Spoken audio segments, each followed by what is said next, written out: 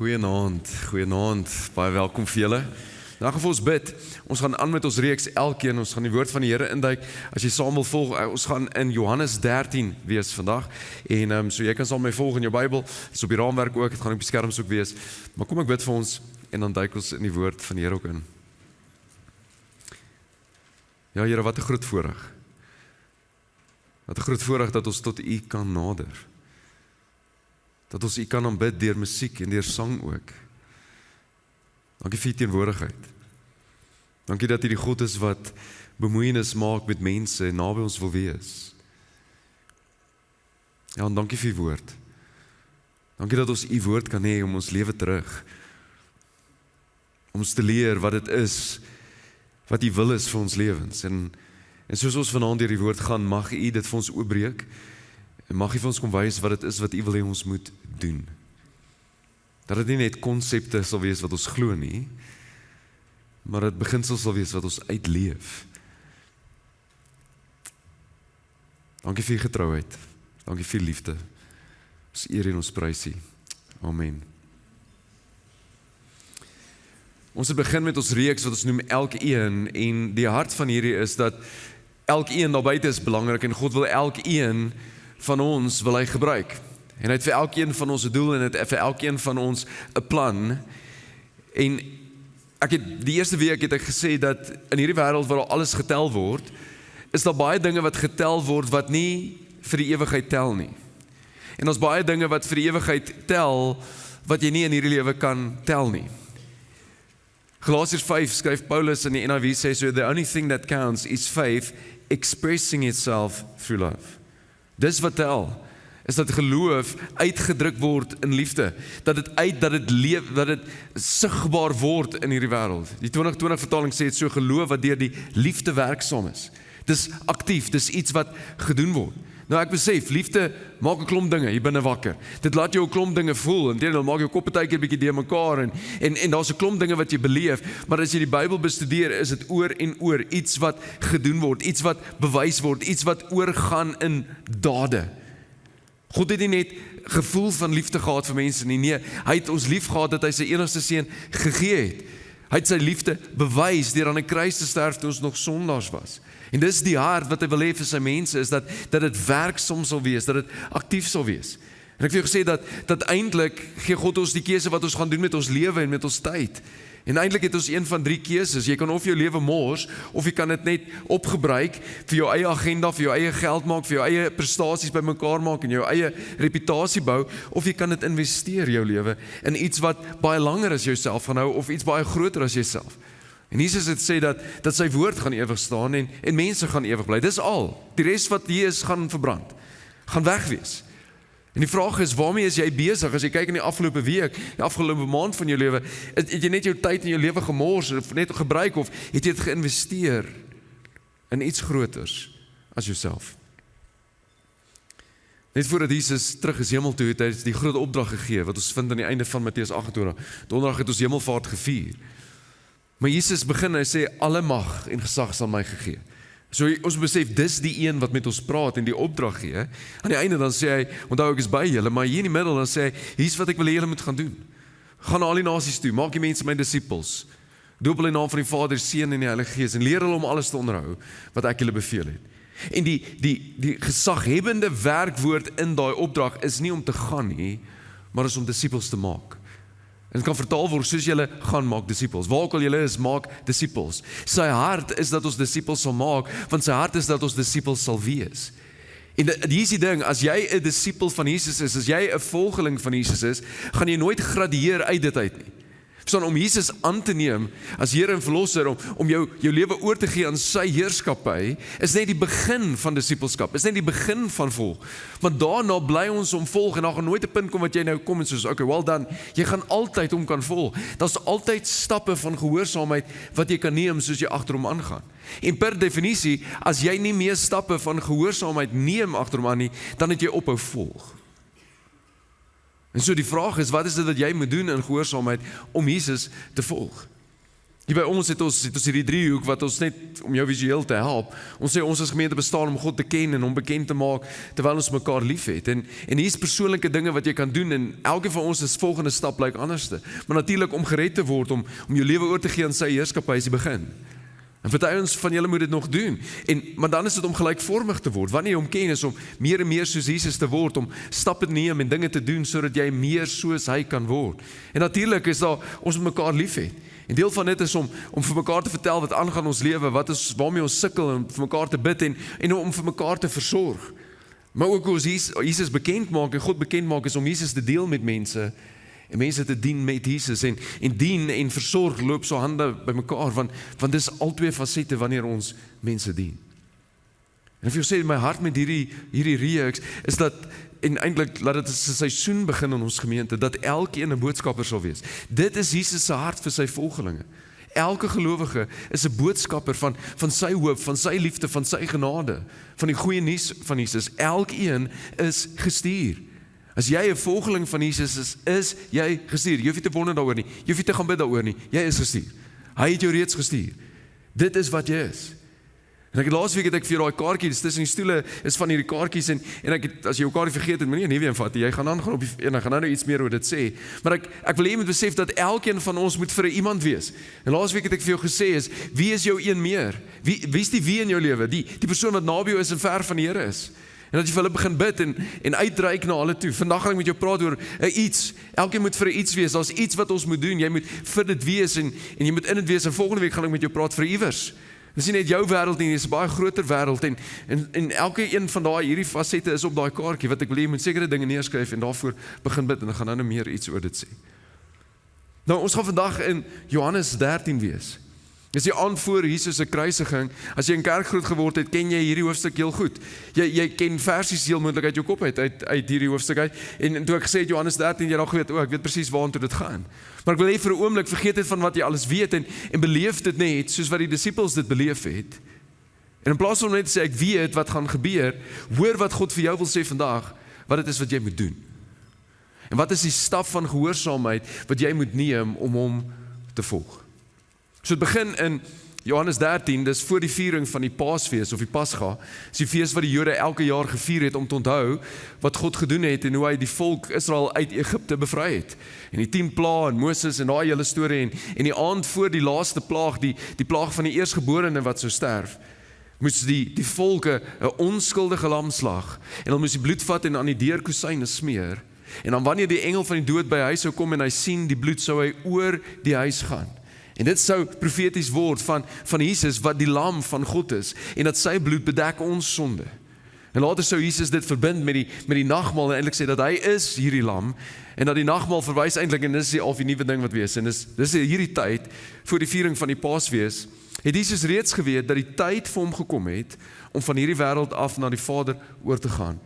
In die evangelie van Johannes vind jy die konsep van tyd baie belangrik en vind jy dag en nag en dis asof hy baie duidelik wil maak dat jy besef dat God weet presies wat hy doen, wanneer hy doen en hoe hy dit wil doen. En Jesus val presies binne in die plan van die Vader en Jesus besef dat die tyd het nou gekom vir hom oor te gaan. Hy besef dat die einde van sy lewe hier op aarde gaan nou aanbreek. Hy besef hy gaan doodgaan. En sy doel is aan die einde van sy lewe om die doelwit wat vir God hom gestuur het, ten volle uit te leef. Die redding van mense. As jy weet jy gaan môre dood, wat sal jy doen? Wie sal jy bel? Wat sal jy nog wou doen? Nou dag kyk ek weer die fliek, The Bucket List, en dit gaan oor die hele ding, wat is dit wat jy wil doen voordat jy die emmer skop, en dit gaan oor al die goeders, en meeste van daai tipe konsep, is dat dit gaan alles oor my, en wat ek wil ervaar, en wat ek wil sien, en wat ek wil beleef. Maar Jesus is gefokus op die doel van die Vader. Hy het sy eie mense wat in die wêreld is liefgehad, hy het hulle tot die uiterste toe liefgehad, en die uiterste beteken tot die einde op die hoogste graad. En hy het hulle tot die einde, en wat gaan hy doen om sy liefde tot aan die einde te bewys? Hy gaan hulle dien. In plaas van om volle werk te doen, of te sê, ek deel gou vir almal gawes uit, en deel gou 'n paar dinge, nee, hy gaan hulle dien in hierdie oomblik, om sy liefde tot die uiterste toe vir hulle te wys. Jesus en sy disippels was aan tafel, En die duiwel het toe al klaar vir Judas, seun van Simon Iskariot, op die gedagte gebring om Jesus te verraai. Ek wil net 'n side note maak. Pas op vir die fluistering van die duiwel, ons is nog steeds 'n vyand. Wat gedagtes in jou kop kon sit. En die fluistering is te doen met skaamte en veroordeling.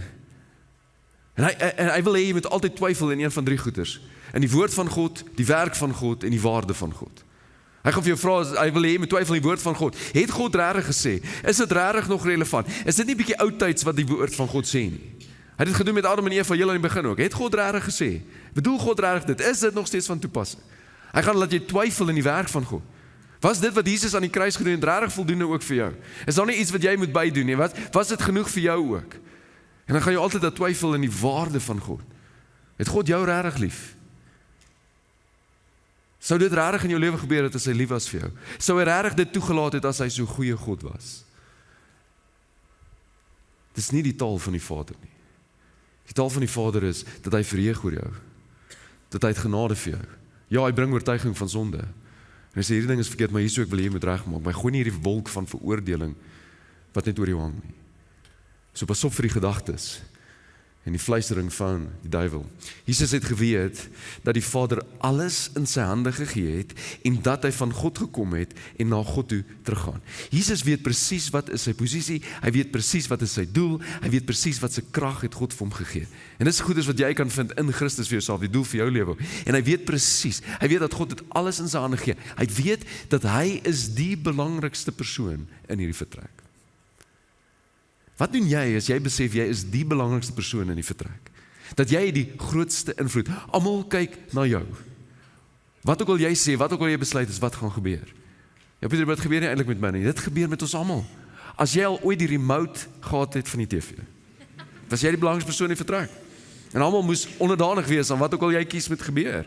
As jy ouer is jy soms die belangrikste persoon, dat al die kinders kyk na jou en wat jy sê en wat die atmosfeer wat jy gaan bepaal. Soms is jy die baas van 'n maatskappy en jy's die belangrikste persoon. Miskien is jou bleierskap in jou koshuis en jy's die belangrikste persoon of jy's die vriend en almal wonder wat moet gebeur en jy sê ek dink ons moet dit doen en dis die rigting waar dit gaan. Wat maak jy as jy besef dat jy is die belangrikste persoon in die vertrek? Sien wat gewoonlik gebeur, is dat ons wil opstaan en ons wil sê, hier is wie ons is en wat ons wil hê en wat gebeur. Wanneer Jesus dit besef, dan gaan hy laag. En hy gaan in nederigheid in. En hy dien. En nederigheid is nie 'n persoonlikheidstipe nie, ouens. Dit is 'n gesindheid wat jy inneem. Maak nie saak waar jy is. En veral wanneer jy die belangrikste persoon in die vertrek is. En toe het hy van die tafel af opgestaan, sy boekleed uitgetrek en 'n handdoek gevat en om hom vasgemaak. Daarna het hy water in 'n waskottel gegooi en begin om sy disippels se voete te was. En hier is wat jy moet besef. So, skets net hierdie prentjie, hier sit al die disippels, almal se voete en mekaar se gesigte en hier is wat jy besef, ons dink net dit was vuil voete, hulle het stof geloop, hulle het op paai geloop waar daar allerlei diere ook was. En diere doen net wat hulle wil wanneer hulle wil, net daar. So daar was allerlei staf tussen die tone gewees. So die werk vir 'n ou wat voete moes was die werk van die laagste slaaf op die hiërargie. En ek dink toe Jesus opstaan, hy kry hierdie emmer en hy kry hierdie handdoek is almal net soos, ek dink wat gebeur het in die disippels harte soos, asseblief net nie my kies nie, asseblief net nie my kies nie, asseblief net nie vir my nie, net nie vir my nie. Nie net oor die werk wat moet gebeur nie. Maar die disippels was altyd aan die karring van wie is die belangrikste en wie gaan aan die regterhand van Jesus sit en hoe gaan dit werk? En as Jesus een van hulle sou kies om hierdie werk te doen, wat dit sou beteken is dat in hierdie hiërargie van al 12 ouens is jy die laagste en hy sien jou die laagste. Daar's geen kans dat jy die top ou gaan wees nie. En so in hulle hart wil sê, asseblief net die mytjies, asseblief net die mytjies nie. Maar Jesus doen dit. En hy neem die posisie in. En hy begin hulle voete was. En dit dan af te droog met die handdoek wat hy omgehad het. En so gaan hy om van een na die ander. En natuurlik kom hy dan by Petrus en soos party mense wat op hulle senuwees raak, is Petrus dan begin hy praat. Party van julle so, as jy op die senuwees raak, begin jy praat en jy moet net eintlik stil bly. Okay? En toe hy by Simon Petrus kom, vra die vir hom, Here, gaan u my voete was? Dis 'n bietjie arrogant. En hy was 'n bietjie op sy senuwees gewees. En Jesus antwoord hom, wat ek doen, begryp jy nie nou nie. Maar later sal jy verstaan. Petrus, jy gaan nie nou verstaan wat hier aangaan nie. Maar later gaan jy dit begryp. En ek dink dis goeie raad net vir wanneer jy en ek deur sekere dinge gaan. Soms verstaan ons nie in die hier en nou wat God besig is om te doen nie, maar later maak dit sin. Hindsight is perfect sight. En as ons net God vertrou in die oomblik, weet ons dat hy weet wat hy doen en later sal dit sin maak. Maar Petrus hou aan met praat. En hy sê vir hom, U sal in alle ewigheid nooit my voete was nie. As jy die skepper van die heelal wil sê wat hy moet doen en nie doen nie, is jy verkeerd. En ons kan maklik vir Petrus lag, maar is dit nie wat ons baie keer doen nie? Nee, ek dink ek gaan nou daai doen nie. Ek weet die woord sê dit en ek weet ek het dit gehoor, maar ek dink nie ek gaan dit doen nie. Ek gaan wag vir 'n bevestiging. Dit staan klaar in die Bybel. Just do it. Waarop sê Jesus vir hom, as ek jou nie was nie, het jy nie deel aan my nie. Jy is nie deel aan van my nie. Jy is nie deel van hierdie nie. En dan gaan Petrus aan. Hy sê vir hom, Here, dan nie net my voete nie, maar ook my hande en my gesig. En ek dink Jesus soos, Petrus, bly net stil. Jy verstaan nie wat hier aangaan nie. Kyk net wat gebeur, observeer net en neem in wat hier gebeur. Bly net stil, maar hy hou net aan met praat. En Jesus sê vir hom, hy wat klaar gebad is heeltemal skoon. Hy hoef later niks meer as sy voete te was nie. En julle is nou skoon, maar nie almal nie. En wat hier gebeur is eintlik 'n prentjie van die evangelie. Jy moet nie dit mis nie. Jesus, die belangrikste persoon, gaan af en hy gaan laag en hy was hierdie vuil voete van sy disippels.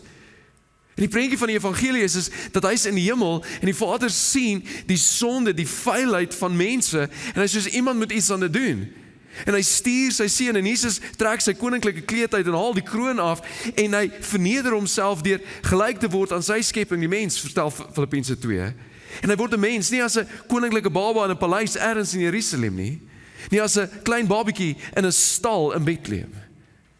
En hy word mens. Hy word groot in 'n dorpie Nasaret en dan sal vir die veragting. Wat goed kan uit Nasaret kom? En hy leef en hy doen wat die Vader wil. En asof dit nie genoeg is nie, stel homself ondergeskik om selfs onder mense in te gaan. En hy laat toe dat sy skepping mense hom slaan en spoeg en skel en vloek en aan 'n houtkruis vasslaan. En hy sterf aan 'n kruis vir jou en vir my en hy betaal vir jou en vir my sonde. Op die derde dag staan hy op uit die dood uit. En 40 dae spandeer hy tyd saam met sy disippels en hy vaar terug hemel toe. En hy word gegee die naam bo alle name en hy sit aan die regterhand van God en hy neem weer sy koninklike posisie aan. Vir jou en vir my. Jesus het geweet wie hom sou verraai. Daarom het hy gesê, julle is nie almal skoon nie. Hy sê die ouens wat skoon is die ouens wat wie ek Here van hulle lewe is. En toe hy klaar hulle voete gewas het en sy boekleed aangetrek het en weer aangesit het, sê hy vir hulle, verstaan julle wat ek vir julle gedoen het? En hy het nou net vir Petrus sê, jy begryp nie wat nou aangaan nie. En nou vra hy vir almal, verstaan julle wat ek hier gedoen het? En die antwoord is, nee, en by the way, Petrus antwoord nie, wat ek dink 'n goeie ding is.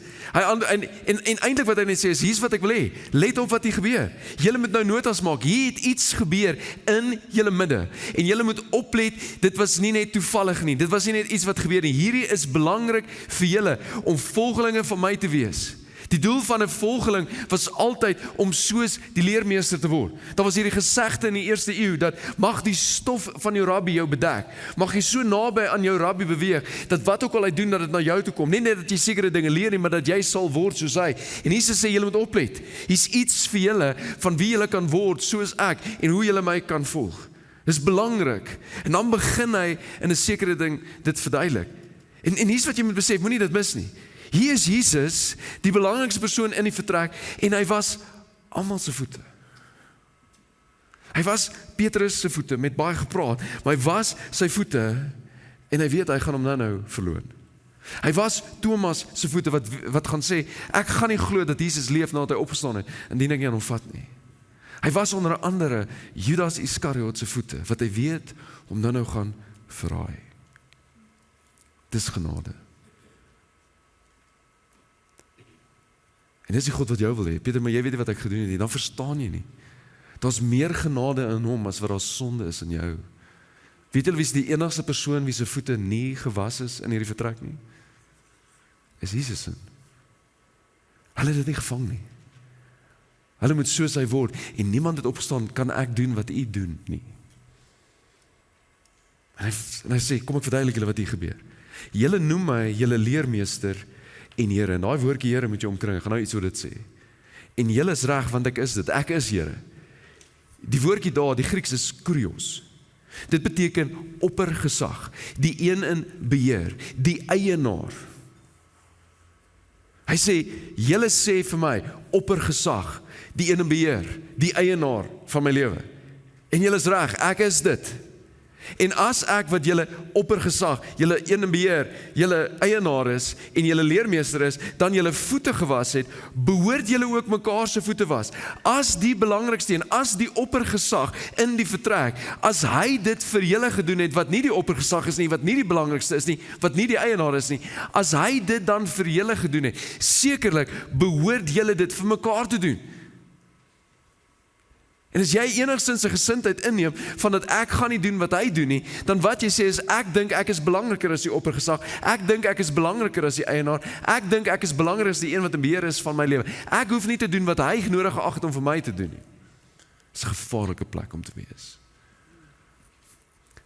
Ek het vir julle 'n voorbeeld gestel en soos ek vir julle gedoen het, moet julle ook doen. Dis 'n opdrag, dis hoe dit gaan lyk. As julle my volg, is dit wat julle moet doen. As julle my voorbeeld volg, as julle wil wees soos ek, dan moet julle dit doen.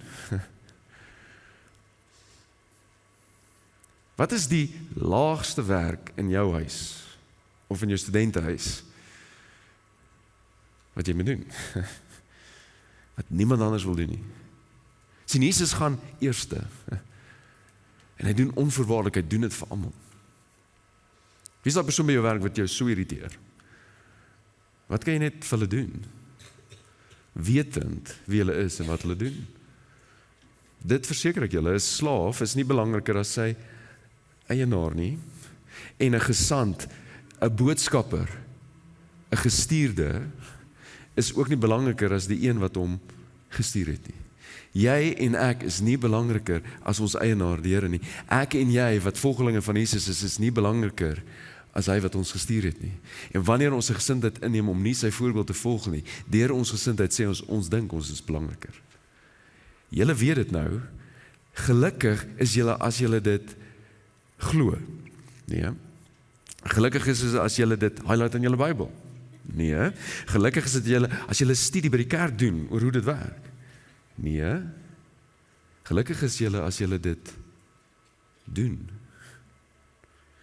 Die gelukkig daai woordjie daar is makarios. Dis dieselfde woord wat jy vind in die begin van Matteus 5, die saligspreker. Geseënd is die wat weet hoe afhanklik hulle is. Geseënd is die wat barmhartig is. Geseënd is die vredemakers. Dit beteken om God se seën en genot te ervaar. Gelukkig is julle. Intensie is nie genoeg nie, ouens. Wie van julle het 'n gym lidmaatskap? Okay?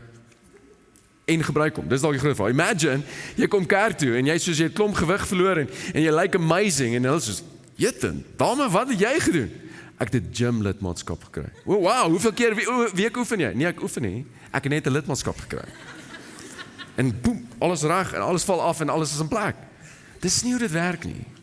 Jy moet dit doen. En luister baie mooi, moenie hierdie mis nie. Wat Jesus sê is nie net, doen 'n paar goeders bid en dan sê, Here, seën my nou, want ek het 'n paar goed gedoen en ek het gebid, nou kan jy my seën nie. Nee, hy sê, die seëning lê in die aktiewe doen. Dis wanneer jy besig is om te doen, ervaar jy die seën en ervaar jy die geluk. Dis nie dat jy 'n paar goeders doen en nou gaan dit goed met jou, nou kry jy die seëning en nou gaan dit goed en nou gaan dit meer goed en nou doen jy weer 'n paar goeders en bid en nou wil jy weer die seën hê nie. Nee, dis in die aktiewe deelneem. Wanneer liefde werksaam is, wanneer geloof uitdrukking kry in liefde, dis wanneer jy die geluk en die seëning van die Here beleef en ervaar in jou lewe. Jy moet aktief besig wees met dit. En dan sê ek praat nie van julle almal nie, ek weet wie ek uitgekies het, maar die skrif moet vervul word. Hy wat van my brood eet, het my in die rug gesteek, en is 'n aanhaling van Psalm 41. Weer eens, Jesus doen alles om die profesie en die beloftes te vervul. Ek sê dit nou al vir julle voordat dit gebeur, sodat wanneer dit gebeur, julle kan glo, dat julle kan vertrou dat ek is wat ek is, dat julle kan vashou aan dat ek is wie ek is. Dit verseker ek julle, en hierdie woorde kom 'n paar keer hiervoor. Hy sê, hierdie is belangrik, hierdie is waar. Wie iemand ontvang wat ek stuur, ontvang my, en wie my ontvang hom wat my gestuur het. Na hierdie woorde het Jesus hewig ontsteld geword en openlik verklaar, dit verseker ek julle, een van julle sal my verraai. En die disippels het verslaan na mekaar gekyk en nie geweet wie hy bedoel nie. Die disipel vir wie Jesus baie lief was, het net langsom aan tafel gesit. Nou die disipel vir wie Jesus lief was, daai term vind jy net in die evangelie van Johannes, want dit is Johannes van wie gepraat word, in die evangelie van Johannes, geskryf deur Johannes. Jy kan doen daarmee wat jy wil. So hy sit langs Jesus. Petrus beduie toe vir hom dat hy moet vra wie dit is wat Jesus bedoel. Hy leun toe oor na Jesus se kant en vra vir hom, Here, wie is dit? Jesus het hom geantwoord, dit is die een vir wie ek 'n stukkie brood wat ek in die sous ingesteek het, sal gee. Hy vat toe 'n stukkie brood, steek dit in die sous en gee dit vir Judas, seun van Simon Iskariot. Hierdie is 'n skerry gedagte. Judas was een van die 12 apostels. Hy was daar. Hy het gesien wat Jesus doen. Hy het uit Jesus se mond die preke gehoor en die gelykenisse gehoor. Wanneer hy nie lekker kon verstaan nie, kon hy direk vir Jesus vra, wat het hy daar bedoel? Hy het die verduideliking van die gelykenisse uit Jesus se mond gehoor. Hy het gesien hoe Jesus blinde mans laat sien. Hy het gesien hoe hy dooi is uit die dood uit opwek en die reaksie van die mense rondom dit. Hy kon dit sien en beleef en ervaar. Inteendeel asof dit nie genoeg was nie, hy het te werk gehad. Hy was die tesourier gewees, hy het die geld hanteer. En hy het die betalings gemaak en hy was altyd die ou wat altyd die logiese benadering gehad het. Dan kom 'n vrou na Jesus toe en sy gooi klomp duur olie oor hom uit en hy sê soos nee, ek dink ons moet eerder daai olie verkoop het sodat ons kan geld gee vir die armes. Hy was die hele tyd daar en meer as dit. Hy het deelgeneem aan van hierdie wonderwerke wat Jesus gedoen het. Van hierdie wonderwerke het in sy eie hande gebeur. Toe Jesus hulle uitgestuur het 2-2, het hulle gegaan en gepreek en wonders gedoen en hulle kom terug en vertel, wow, ons kan nie glo wat hier gebeur het nie. Toe Jesus die brood vermeerder, die brood en die vis vermeerder, sonder dat Jesus het gebid en dit geseën en toe gee hy dit vir sy disippels en hulle het dit uitgedeel en dit het in 'n sekere sin in hulle hande die hele tyd vermeerder. Hy was een van hulle. Hy het dit gesien gebeur. Hy sien hoe brood meer word en vis meer word in sy hande. Hoe gebeur dit? In 'n sekere sin was hy 'n kerkmens. Hy was daar, hy het die versies geken. Hy het kerk toe gekom. Hy het die terminologie geken. Toe Petrus sê ons gaan Johannes 13 wees, presies weet wat daar gaan gebeur. Maar hy was nie by Jesus nie. Jy kan die hele tyd kom. En jy kan alles weet en alles doen, jy kan dien en jy kan nie by Jesus wees nie. Jy kan dit mis. Van die Matteus oor hierdie selfde gedagte skryf en so die vraag is dalk, het hy sy verlossing verloor? Ek dink 'n verkeerde vraag, kan Jesus een van sy kinders verloor? Nee, ek dink hy het dit gefake. Want die Matteus se perspektief hoe dit kry in Matteus 26, dan sê Jesus ook, een van julle gaan my verraai. En dan lees ons, hy sê, hulle was baie onthits en een na die ander het vir Jesus begin vra, dis tog nie ek nie, Here, oppergesag, bevelvoerder, eienaar? En een na die ander gaan hulle so, seker is dit nie ek nie, Here, seker ek nie, Here, dis seker nie ek nie, Here, en 11 keer gaan hulle, sekerlik is dit nie ek nie, Here, en dan wanneer hulle by Judas kom, is dit miskien ek, Rabbi, geagte meneer? En Jesus antwoord dit is soos jy sê. Hy was nooit Here van Judas se lewe nie. Judas het nooit sy lewe oorgegee aan die heerskappy van Jesus nie. Alhoewel hy al die regte dinge gedoen het. Jy moet dit doen. As jy dit nie doen, is jy nog steeds verlore. En nadat Judas die stukkie brood gevat het, het die Satan in hom ingevaar. En toe sê Jesus vir hom, wat jy wil doen, moet jy baie gou doen. Jesus weet presies wat aangaan, hy weet presies waar Judas is, hy weet presies wat hy gaan doen. Die ander weet nie wat aangaan nie. Niemand van die ander wat aan tafel was, het geweet waarom hy dit vir hom gesê het nie. Hier is die ding, jy kan ander mense voel, maar jy kan nie God voel nie. En omdat Judas die beursie gehad het, het party van hulle gedink dat Jesus vir hom sê, gaan koop wat vir ons vir die Paasfees nodig het, of dat hy iets vir die armes moet gaan gee. Dit was sy werk. En nadat Judas dan die stukkie brood gevat het, het hy dadelik uitgegaan en dit was nag. En Johannes sê nie hier dat die son het gesak nie. Hy sê dat Judas het weggeloop van Jesus wat die lig is, uit die teenwoordigheid van Jesus. En dit was nag. Toe Judas uit is, sê Jesus, nou word die seun van die mens verheerlik en God word deur hom verheerlik. En aangesien God deur hom verheerlik word, sal God self hom ook verheerlik en hy sal hom binnekort verheerlik. En hy sê, hy praat hier oor die kruisiging en verlossing. Hy sê, Jesus het aan die kruis gesterf om God te verheerlik. Aan die kruis word God se genade en sy geregtigheid en sy barmhartigheid gewys en dit bring verheerliking vir God. Ja, die kruisiging was vir jou en vir my, vir ons sondes, maar dit gaan nie net oor jou nie. Dit gaan oor God en sy heerlikheid. Alles gaan eintlik oor hom. En dis presies wat hy gaan doen binne die wil van die Vader. My kinders, ek is nog net 'n klein rukkie by julle. Hy gaan nog 'n rukkie by julle wees, dan gaan hy sterf. Dan sal julle my soek en soos ek vir die Jode gesê het, sê ek nou vir julle ook, waar ek heen gaan, kan julle nie kom nie. Ek gee julle 'n nuwe gebod. Julle moet mekaar lief hê. En ek dink tot daar was die disippels soos wel, dis nie, dit sal in Levitikus. En dan sê hy nee, soos ek julle lief het, moet julle mekaar ook lief hê. Okay, dis nie. Jesus sê, vat my voorbeeld. Volg my. Kyk wat is die voorbeeld. Kyk wat ek doen en doen dit vir ander. Kyk hoe ek mense lief het en dan doen julle dit. En nou net wat hier gebeur het, is dit was onvoorwaardelik. Ek het julle almal se voete gewas. Selfs al hierdie ouens wat gaan droog maak later. Ek het dit eers gedoen. Ek het nie gewag dat iemand eers doen en dan doen ek 'n reaksie op dit nie. En hy sê dit is wat julle moet gaan doen. En later, meer as dit, sou hy sy liefde vir ons en vir jou en vir my bewys aan die kruis deur te sterf in ons plek en vir ons. En die straf dra wat ek en jy verdien. Hy sê, as julle mekaar lief het, op hierdie manier, sal almal weet dat julle disippels van my is. Die wêreld sal notisie neem. En ons sal weet dat julle is volgelinge van Jesus. My vraag aan jou is vanaand, wat is dit wat jy moet doen? Wat is dit hoe God wil jou gebruik? Wat is dit wat jy die voorbeeld van Jesus moet volg? Paulus skryf in Efesiërs, dan sê hy, maar aan elkeen van ons afsonderlik is volgens Christus se vrygewigheid 'n genadegawe gegee. Elkeen van ons het 'n bonatuurlike vermoë. As jy gelowig is, het jy 'n genadegawe van God wat die Gees vir jou gee. Dis 'n tool wat hy vir jou gee om te dien en om die liggaam op te bou. En deel van hoekom ons ontdek by die kerk doen is sodat jy kan ontdek wat is jou geestelike gawes. Maar hy het vir elkeen van ons 'n vaardigheid gegee, 'n talent gegee. Hy het vir elkeen van ons 'n sekere passie gegee. Daar's sekere dinge wat jou hart roer en soos iemand moet iets aan dit doen. En almal van ons is deur sekere ervarings, goed en sleg, wat tot einde kan lei om mense te dien en mense te help. En hy het aan elkeen van ons dit gegee. En nie vir jouself nie, maar vir die wêreld. Inteendeel, Jesus sê, laat julle lig so vir die mense skyn, dat hulle julle goeie werke kan sien. Help jy voel dit net nie binne nie, help jy net jy het attentie, ek het gedink is 'n goeie idee nie, hulle moet dit kan sien. En dan, hier's wat gaan gebeur, wanneer hulle dit sien, gaan hulle julle Vader wat in die hemel is, verheerlik. Weereens die eer gaan na hom toe. En hier's wat jy nie moet mis nie. Jesus sê, wanneer julle wat sy volgelinge is, goeie werke gaan doen, gaan dit lei na eer vir die Vader. Mense gaan die lyne kan trek, dat julle doen dit in die naam van Jesus, so dit gaan oor God. Niemand anders op die aarde kan dit doen nie. Daar's 'n klomp ongelowiges en 'n klomp ouens van ander gelowe wat wonderlike dinge doen op hierdie aarde vir ander mense. En die koerante is vol van dit. Hierdie ouens weer dit gegee en hier soveel geld gegee het en hier's wat hulle gedoen het. Maar nie een keer kan die koneksie getrek word na God toe nie. Dis net ons Christene wat dit kan doen. En dis wat belangrik is. Dat daar is 'n Vader in die hemel wat julle liefhet en daar's 'n Vader wat omgee en dis sy genade en dis sy liefde en dis sy teenwoordig wat hy wil hê julle moet ervaar. So ons moet dit doen.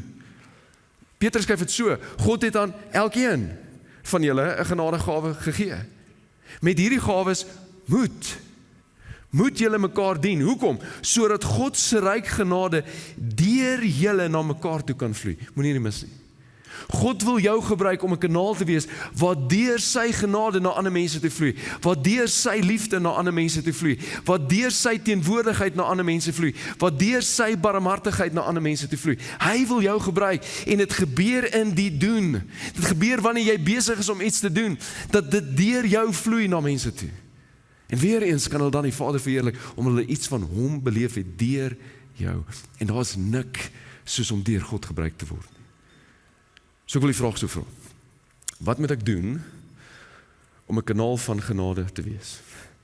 Wat is dit wat jy moet doen om 'n kanaal te wees wat deur God se genade kan vloei en sy liefde en sy teenwoordigheid en sy barmhartigheid?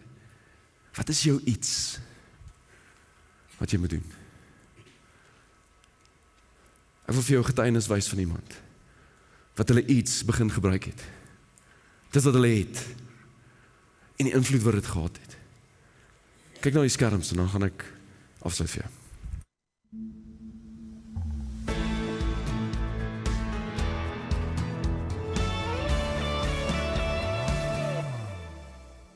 en my ma was baie kwaai oor vermorsing.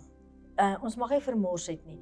So as jy dit nie wou gehad het nie, dan moes jy dit aangee. Dan het ek nou sakke en goed gemaak met ons klere. En broeke toegestik en dan het ons sulke snaakse sakke gehad. Nou is dit groot mode om daai sappe goed te dra. En so ek het groot geword met daai repurpose. Ek en my man, Stounie, en my 2 dogters, Lia en Andra, het vir 'n jaar 1999 in Amerika gaan bly. En ek was verskriklik alleen. Lonely het daar vir my 'n betekenis gekry. Toe het ek begin en ek het die Bybel van voor tot agterdeur gelees. Daar het een ding in my hart kom lê. En dit is, ek is nie op aarde vir myself nie. Ek is hier om vir Jesus hande en voete te wees. Dus ons nou terug in Suid-Afrika en ek braai toe, een aand toe braai ons saam met mense om die 4 en wie sit langs my? 'n maatskaplike werkster. Sy vra toe nou dat jy terug is, wat gaan jy doen? Ek sê nee, ek is nog steeds, hulle het my weer terug 'n pos gegee by die CUT en ek gee kwiltklasse by my huis. Sy sê, as jy wil, ek werk in Botshabelo, dan kan jy kom, dan kan jy vir hulle leer kwil. So het ek toe vir 15 jaar vrouens eenmal 'n maand gaan klas gee in Botshabelo. Nou ek dink my logo daar was voed.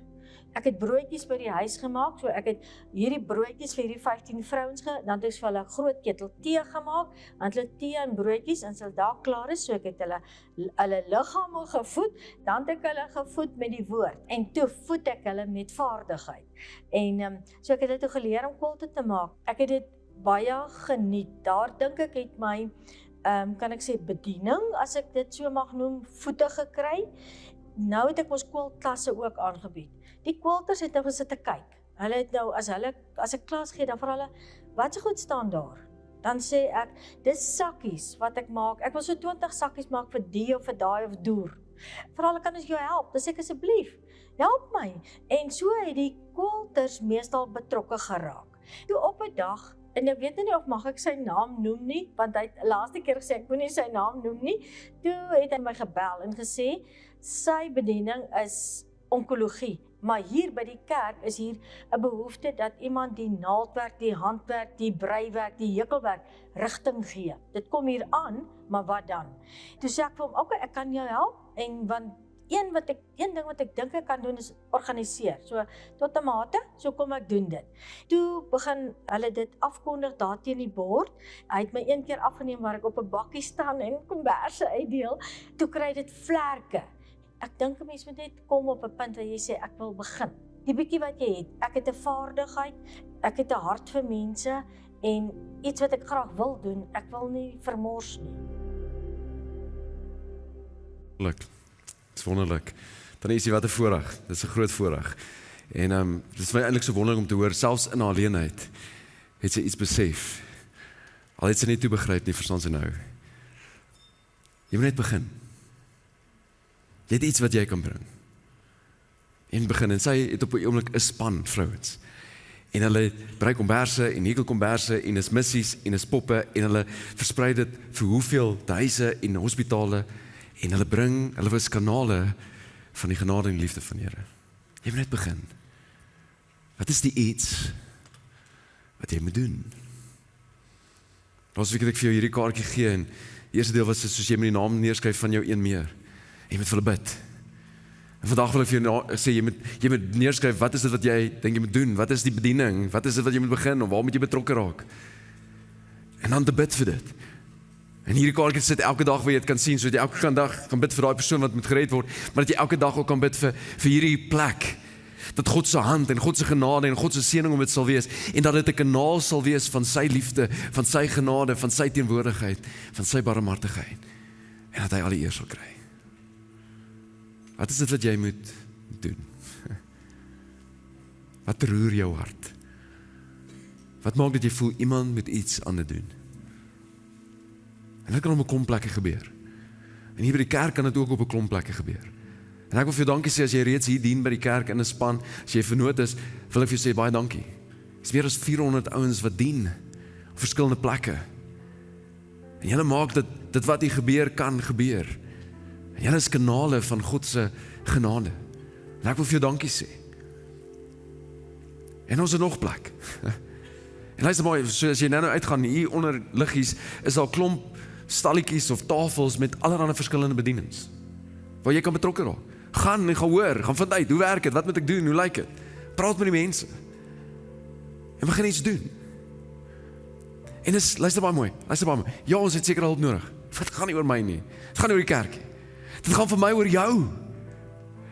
Die seëning lê in jy wat dit doen. Jy wat aktief is, daar's iets in vir jou. Daar's iets in vir jou geestelike lewe. Ja, dit is tot seën vir ander mense, maar jy, die Bybel sê dis meer geseënd om te gee as om te ontvang. Jy kry seëning uit dit. Gelukkig is jy as jy dit doen. Wat is wat jy moet doen? Elke gelowige het 'n gawe. Elkeen het 'n vaardigheid. Elkeen het 'n passie vir iets. Elkeen van ons het ervarings. Gaan jy dit uitmors? Gaan jy dit net opgebruik? Of gaan jy dit investeer in iets groter as jouself? Wat is dit wat jy moet doen? Kom ek bid vir ons. Vader, wat 'n groot voorreg dat U ons wil gebruik vir U glorie. Dit gaan oor U. Dit gaan oor U naam. Dit gaan oor U koninkryk. Maar wat 'n voorreg dat ons kan deel wees van dit. En ek wil kom vra, Here, dat U vir ons sal wys wat dit is wat U wil hê ons moet doen. En dat U ons sal gebruik om kanale te wees van U hoop, van U liefde, van U genade, van U teenwoordigheid. En mense wat moedeloos is en mense wat hopeloos is. En mense wat sukkel om die lig te sien. En mense wie se lewe dit nag is. Gebruik ons vir U glorie. En dat U naam bekend gemaak sal word. Ons eer en ons prys U. U is 'n goeie God. Amen.